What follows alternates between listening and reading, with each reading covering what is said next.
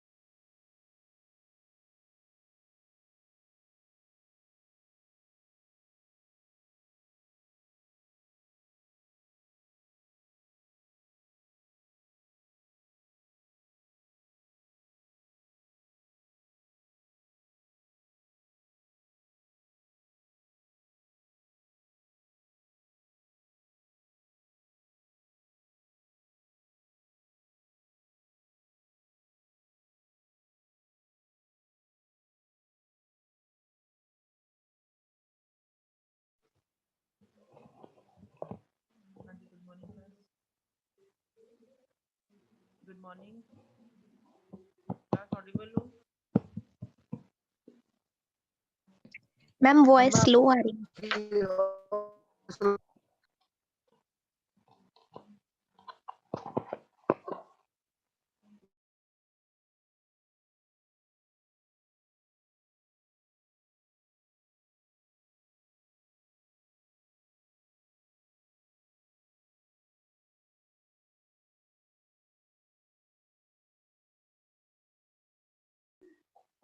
Hello, अब ठीक है वॉइस बच्चे? ऑडिबल हूँ मैं? Yes ma'am. Fine. Yes ma'am.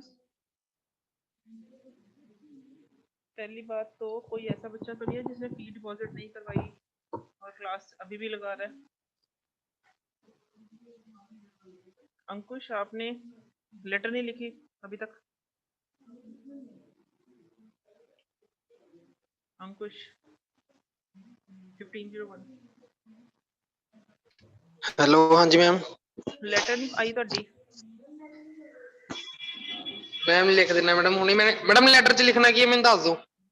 ਬੇਟਾ ਲਿਖੋ ਨਾ ਕਿ ਤੁਸੀਂ ਹੱਲੀ ਤੁਸੀਂ ਫਾਈਨੈਂਸ਼ੀਅਲ ਕੰਡੀਸ਼ਨ ਤੁਹਾਡੀ ਠੀਕ ਨਹੀਂ ਹੈ ਤੇ ਤੁਸੀਂ ਇਸ ਡੇਟ ਤੱਕ ਜਮ੍ਹਾਂ ਕਰਵਾ ਦਿਓ। ਇੱਕ ਡੇਟ ਮੈਂਸ਼ਨ ਕਰੋ ਵਿੱਚ, ਜਿੱਦਾਂ 10 ਦਸੰਬਰ ਹੋ ਗਈ ਕਿ ਮੈਂ 10 ਦਸੰਬਰ ਤੱਕ ਜਮ੍ਹਾਂ ਕਰਵਾ ਦੂੰਗਾ ਫੀਸ ਤੇ ਮੈਨੂੰ 10 ਦਸੰਬਰ ਤੱਕ ਰਿਲੈਕਸੇਸ਼ਨ ਤੇ ਦਿੱਤੀ।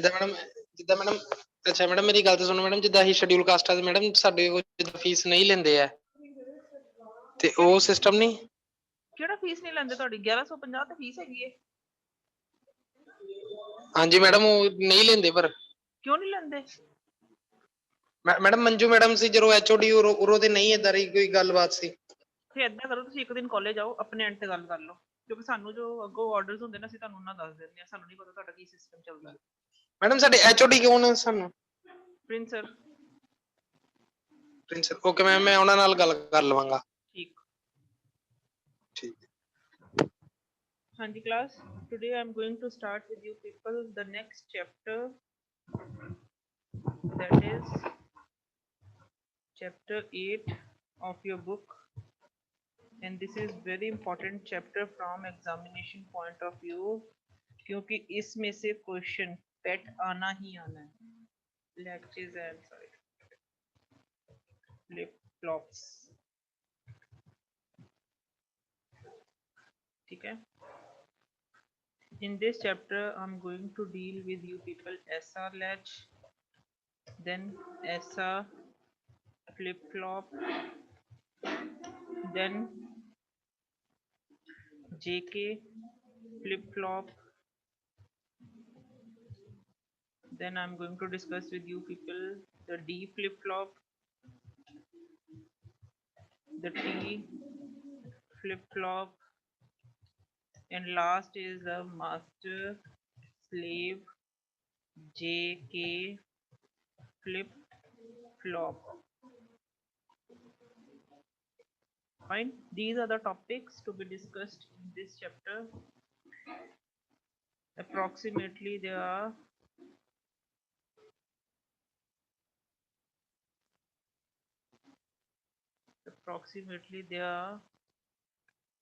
one, two, three, four, five, 6 topics in this chapter we are going to study, and each and every topic is of equal priority. कोई भी पूछा जा सकता है, हिट एंड ट्रायल है, ठीक है? तो इन सब का एक दूसरे से लिंक है क्योंकि based on this chapter only we are going to study the next 2 chapters. अगर आपको ये ऐसा जेके फ्लिप फ्लॉप्स आते होंगे तभी आप काउंटर्स और अपने शिफ्ट रजिस्टर्स पे जा सकेंगे, उनको स्टडी करेंगे। तो इस चैप्टर को बड़े ध्यान से सुनना और उसके कंसेप्ट्स को ध्यान में रखना कि इनकी आउटपुट्स क्या है बेस्ड ऑन द इनपुट्स, क्योंकि यही आगे नेक्स्ट कंसेप्ट के लिए वर्क ऑन करेंगे। अब अगर बात करें latches and flip flops, these are also termed as the sequential devices. Sequential devices कौन सी होती हैं? That depend on the present set of inputs and previous output values.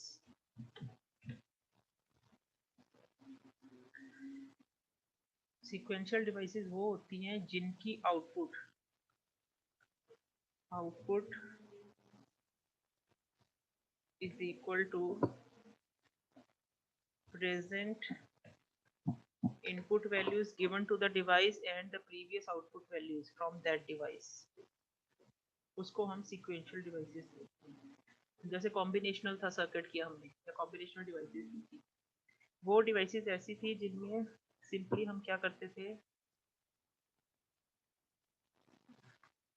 This is a combinational device, इसमें क्या number of inputs दोगे, उस input के ऊपर ये आउटपुट डिपेंड करती थी, जिनमें हमने एनकोडर, डिकोडर, मल्टीप्लेक्सर, डीमल्टीप्लेक्सर वगैरह सारे स्टडी किए।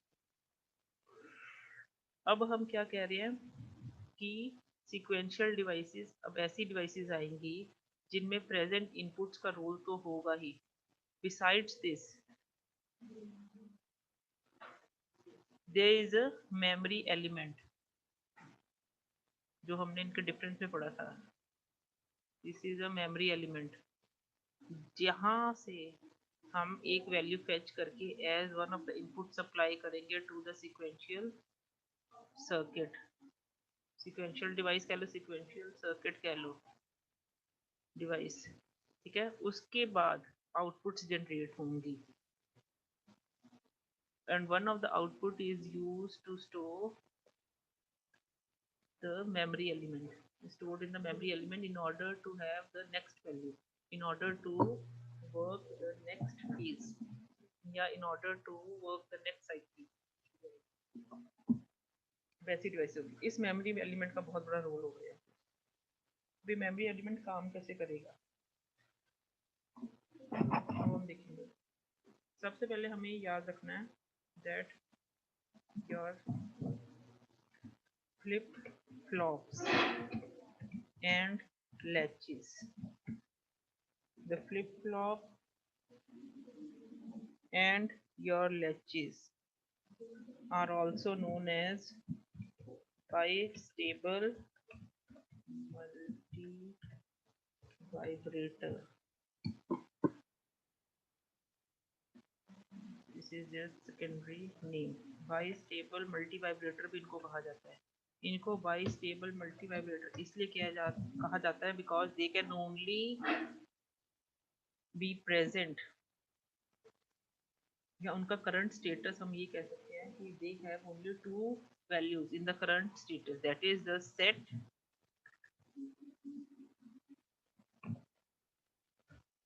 and reset।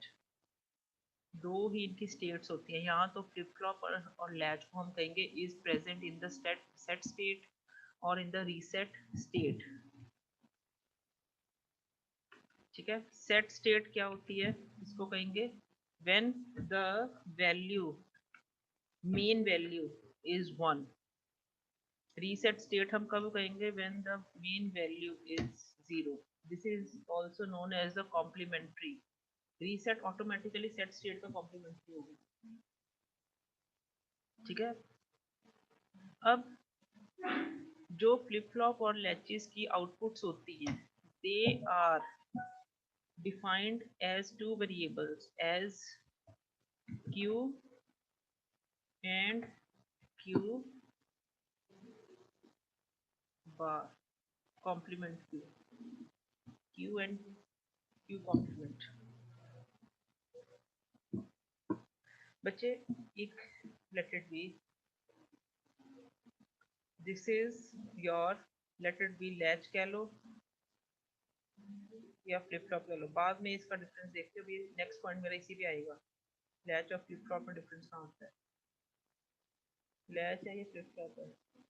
अब इसको जितनी भी इनपुट्स तुमने देनी है, एनी नंबर ऑफ इनपुट्स, हम कहते हैं लैच या फ्लिप फ्लॉप की सिर्फ दो आउटपुट वैल्यूज होती है, one is known as the Q and the one is the Q complement inverse of Q, Q complement inverse of Q. Audible होना चल रही बच्चे क्लियरली?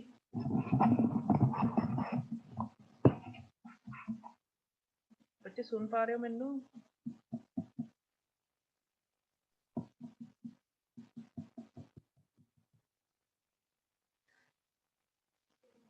अभिषेक ऑडिबल हूँ मैं? हाँ जी मैम। हाँ जी, मैं बात कर रही थी लैच या फ्लिप फ्लॉप की। मैंने बोला लैच या फ्लिप फ्लॉप ऐसी सीक्वेंशियल डिवाइसेस है जो कि नंबर ऑफ इनपुट्स लेके हमें सिर्फ दो आउटपुट वैल्यूज देती है as Q and Q complement. ठीक है, मेन इनकी दो आउटपुट्स कंसिडर होती हैं and they both are inverse of each other. अगर क्यू की वैल्यू कुछ होगी तो क्यू कॉम्प्लीमेंट ऑब्वियसली उसका इनवर्स होगा, क्योंकि हमारे पास आउटपुट्स 1 या 0 के फॉर्म में ही होती हैं। हम कहते हैं इफ क्यू की वैल्यू 1 है, इफ क्यू इज इन 1 या Q is holding 1 value, high output, high state, कुछ भी कह लो, हाई वैल्यू पे है, हाई स्टेट पे है, 1 वैल्यू पे है, तो it is set to be in set state. अगर क्यू के पास 1 वैल्यू है, हाई वैल्यू, तो हम कहेंगे द फ्लिप फ्लॉप या latch is in set state. उसकी जो आउटपुट है क्यू पे डिपेंड करती है। Obviously Q bar will be equal to 0 and वो रीसेट होगा। लेकिन हमने जो फ्लिप फ्लॉप या लैच की स्टेट बतानी है वो हमने क्यू की स्टेट से बतानी है। अगर क्यू सेट पे होगा तो लैच सेट है, अगर क्यू 0 वैल्यू होल्ड कर रहा है तो लैच रीसेट स्टेट पे चले, क्योंकि क्यू बार तो उसका complement, let it be Q की वैल्यू 0 है, let it be if q is 0 then 0 value is termed as reset state। तो हम कहेंगे the corresponding latch या flip flop is in reset condition or reset state, तो q bar automatically 1 हो जाए। now you got it। मैं क्या करने की कोशिश कर रही हूँ, यहाँ तक क्लियर है?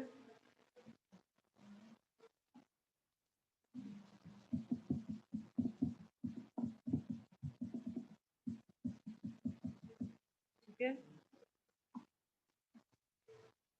नेक्स्ट हम करेंगे sequential circuits।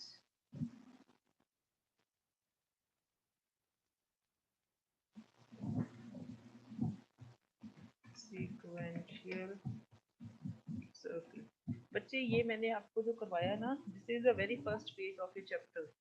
जब आप कोई भी फ्लिप फ्लॉप लिखते हो ना तो उसके बारे में थोड़ा सा ये लिखना पड़ेगा थ्योरी पॉइंट ऑफ व्यू से, वैसे ही अलग से कभी नहीं पूछा जाता। Got it? तो ये सिर्फ एक टर्म फॉर्म में मैं डिफाइन जरूर कर रही हूँ, लेकिन for starting of corresponding flip flop या latch you can use these terms in those, in the definition of those values. Sequential circuits, they are categorized into, they are classified into two categories as the asynchronous sequential circuit and the second is the synchronous sequential circuit। asynchronous कौन सा होगा? जिनका जो output है that depends entirely on the input values। The asynchronous sequential circuits are those circuits जिनका काम सिर्फ input पे डिपेंड करेगा। स्टेट जो है, output state, that depends on input only। The asynchronous circuits, sequential circuits are those circuits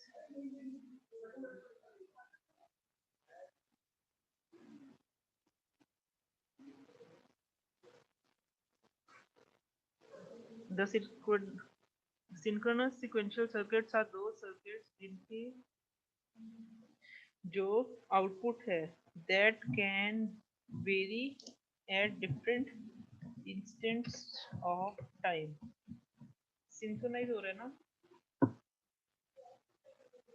ठीक है, time के ऊपर ये डिपेंडेंट है। जैसे जैसे क्लॉक पल्स बदलेगी तो इनकी वैल्यूज बदलेंगी। लेकिन असिंक्रोनस कहने का मतलब है जिनकी इनपुट्स बदलेंगी तो उनकी वैल्यू बदलेगी। सिंक्रोनस के केस में क्लॉक बदलेगी तो वैल्यूज बदलेंगी। If there is a change in the clock value, चाहे इनपुट सेम भी रहे, the change in the clock pulse will determine the, yeah, will define the change in the behavior of the output values।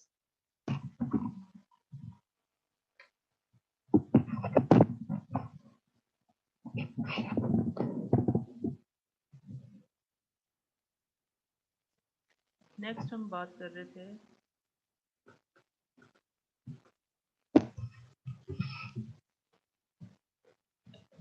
Latch and flip flop की। लैचेज और flip flop में क्या फर्क होता है? लैच के दोनों में मेमोरी एलिमेंट्स होंगे. The main difference lies is there is no clock. यहाँ पे क्लॉक का यूज होगा मेनली. अगर किसी भी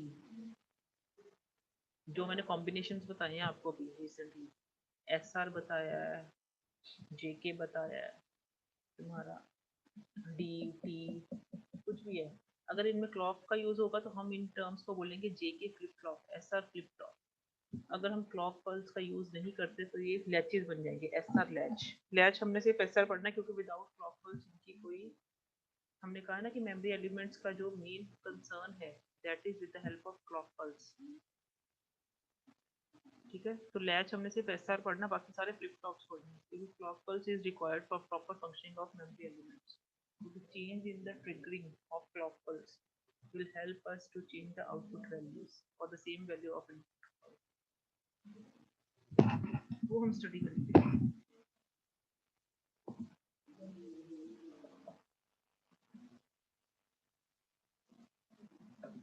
अब अगर मैं लैच की बात करूं, this is a SR latch.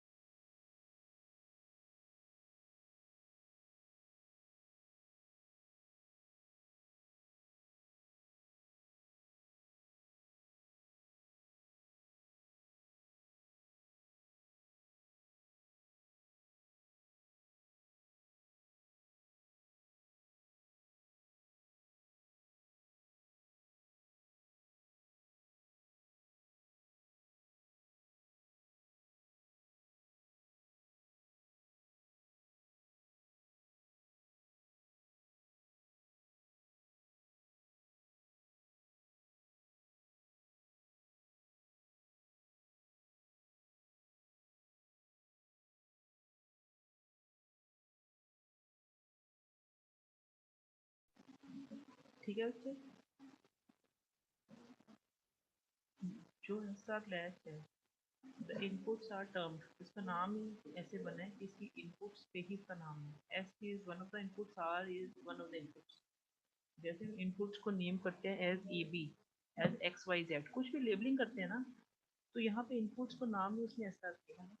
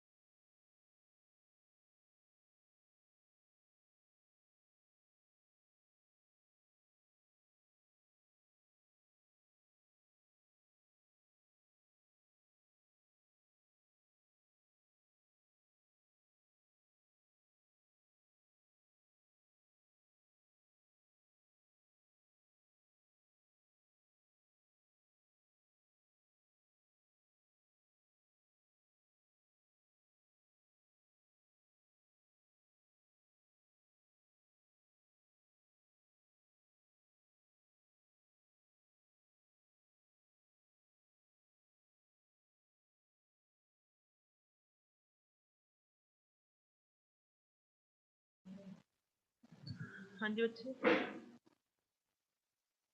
ठीक है। जो SR लैच है, the inputs are labeled as S and R and the outputs are labeled as Q and Q bar. Q is a normal output and Q bar is a inverted output. दो ही outputs possible है।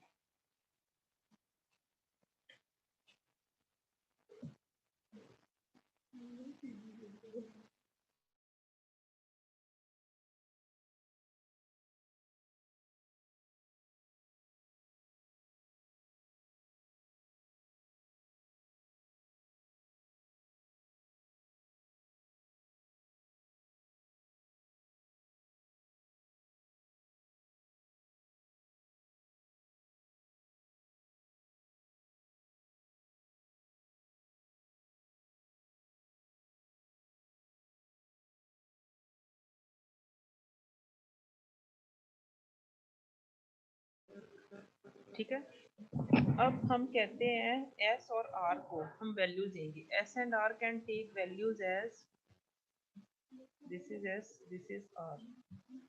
S R क्या values दे सकते हैं? 0 0 0 1 1 0 1 1। उसके base पे हमने सिर्फ output Q observe करनी है, Q बार नहीं ऑब्जर्व करनी।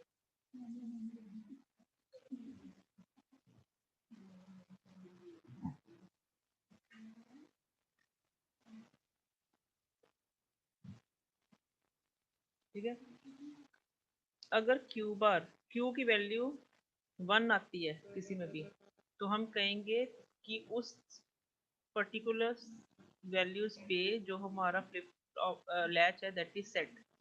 अगर 0 आती है तो हम कहते हैं the latch is reset.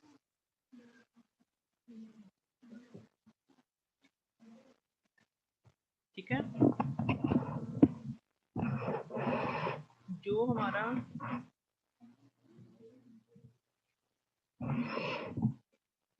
FR latch है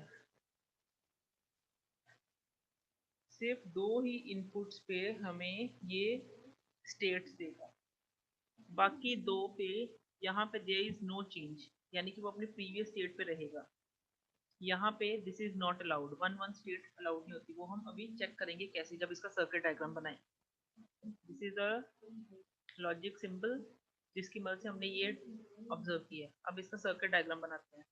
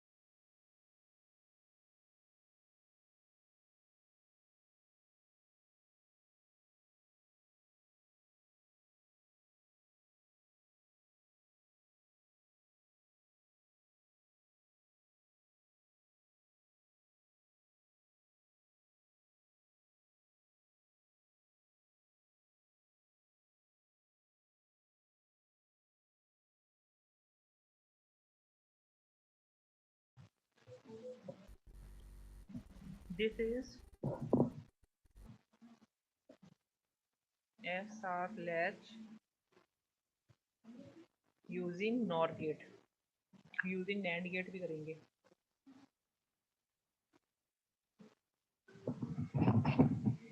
NOR गेट की मदद से मैंने SR लैच बनाना था। मैंने क्या किया, दो NOR गेट्स लिए, G1 and G2। S input supply की G2 को, और R इनपुट सप्लाई की G1 को, G1 के साथ Q आउटपुट कनेक्टेड है, G2 के साथ Q इन्वर्टेड आउटपुट कनेक्टेड है। अब क्योंकि ये सीक्वेंशियल सर्किट है तो besides these present inputs S and R, हमें प्रीवियस आउटपुट वैल्यूज को भी लेना है। तो वो क्या करेंगे, this Q will be supplying the second input value to this G2 gate, and this Q bar will be supplying the second input to this G1 gate। ये हो गया तुम्हारा circuit diagram for SR latch using NOR gate. अब अगर मैं इसको observe करूं using truth table, this is the truth table, this is S input, this is R input, this is the Q output। सिर्फ Q output को मैंने observe करना है and the rest I am giving the remarks। remarks का मतलब है कि state में क्या हो रहा है। अब S and R can take 0 0 value, 0 1 value, 1 0 value and 1 1। These are the inputs we can supply to this SR latch। Let us assume initially, इसकी वर्किंग को assume करने के लिए या चेक करने के लिए I have to do one assumption। The assumption is of output, क्योंकि इसकी जो इनपुट्स देखो ना S और R के साथ प्रीवियस आउटपुट पर डिपेंड है, तो I assume the Q is in 0 state initially, तो Q बार ऑटोमेटिकली किस में हो गया, 1 में। ठीक है, I'll take only Q,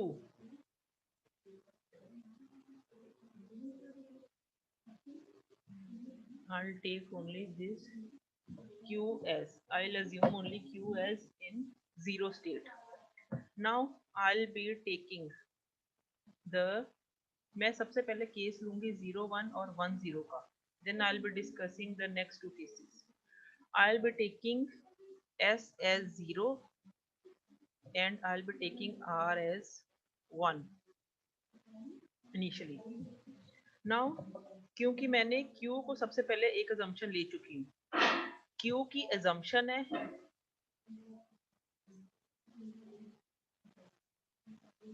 और S और R को मैंने ये वाली इनपुट स्टेट फर्स्ट ट्रीट किया है 0 1, S को 0 R को 1, क्योंकि अब देखो G2 गेट के पास दोनों इनपुट्स हैं, S भी 0 है और जो ये Q की आउटपुट है वो भी 0 के फॉर्म में घूम के आ रही है।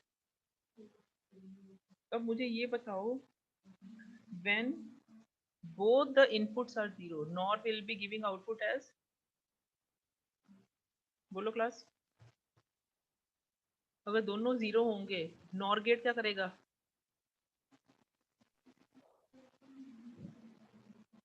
Class 1 ma'am. Very ma'am good, 1 1। आई। ठीक है, अब 1 ये one। यहाँ पे घूम के जाएगा, तो दिस G2 की सेकंड इनपुट 1 की 1, when both are in one state, तो क्या होगा, the output of NOR will be, बोलो बोलो, तुमने बोलना सारा, 0 0, जो कि ठीक है। अब Q 0 assumption पे था, 0 पे ही रहा, Q बार 1 होना चाहिए था, 1 ऑब्वियसली आ गया, फाइन है, गेट सही वर्क किया।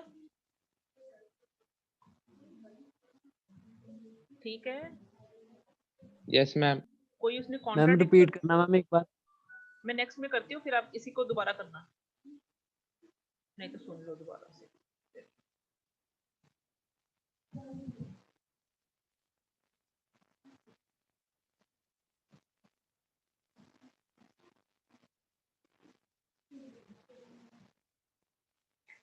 मैंने क्या कहा,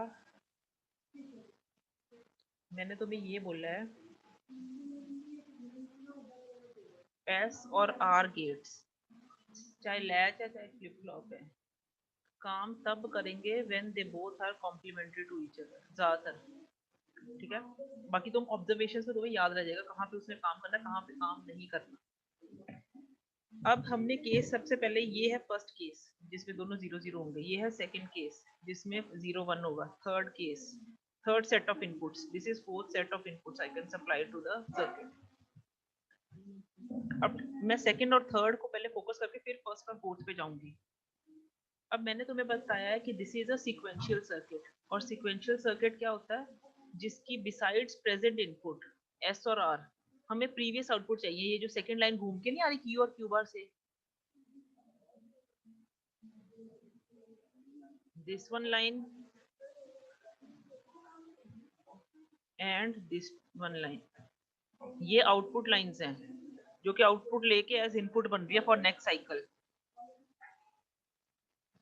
अब इस लैच को चलाने के लिए मुझे प्रीवियस आउटपुट पता होगी तभी मैं लैच चलाऊंगी, नहीं तो दोनों गेट्स के पास देखो एक इनपुट तो मिल जाएगी।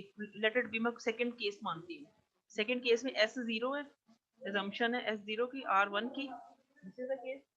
लेकिन मुझे दूसरे इनपुट तो दोनों गेट्स को ही नहीं पता, तो मुझे एक assumption लेनी पड़ेगी। मैंने सबसे पहले assumption ली Q इज इक्वल टू 0 पे। मैंने Q बार को नहीं लेना क्योंकि ये मैंने क्रॉस चेक करना है, क्योंकि मेरे को पता है Q बार 1 आना चाहिए, ये तो मैंने क्रॉस चेक करना उसको, कहीं कॉन्ट्राडिक्ट तो नहीं कर रहा। मुझे इतना क्लियर है लैच और फ्लिप फ्लॉप में Q and Q bar are complementary to each other हमेशा। Q को मैंने अज्यूम कर लिया, Q बार उसके ऑपोजिट आना चाहिए, नहीं आएगा तो मेरा assumption भी गलत है, मेरा लैच भी सही वर्क नहीं कर रहा है, फ्लिप फ्लॉप सही वर्क नहीं कर रहा। एक को मैंने अज्यूम कर लिया 0, अगर मैंने Q को 0 ऑब्जर्व किया, अब देखो सेकंड गेट G2, इसके पास दोनों इनपुट्स हैं, पहले इनपुट S0 थी, दूसरी भी 0 हो गई जो कि यहाँ से आ रही है Q से।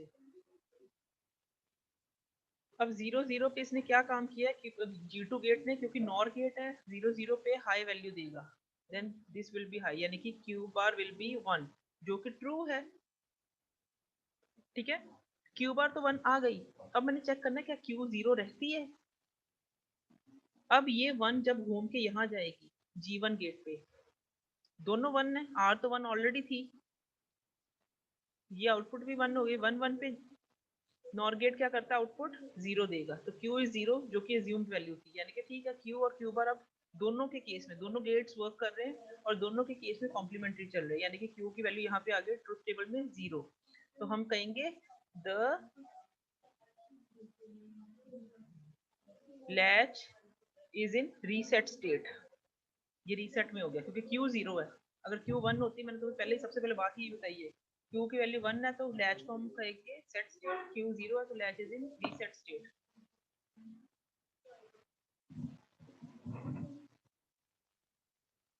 अब हम देखते हैं next case, next case that is, अब Q और Q बार को रहने दो, तुमने सिर्फ इसके बाकी सारी वैल्यूज को बदलना है।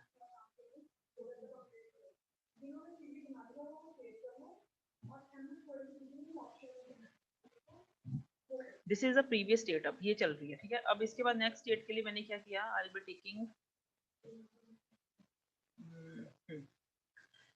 B taking this third case. Third case में क्या कहता है, S is equal to 1, S will hold 1 value and R will hold 0 value, ठीक है।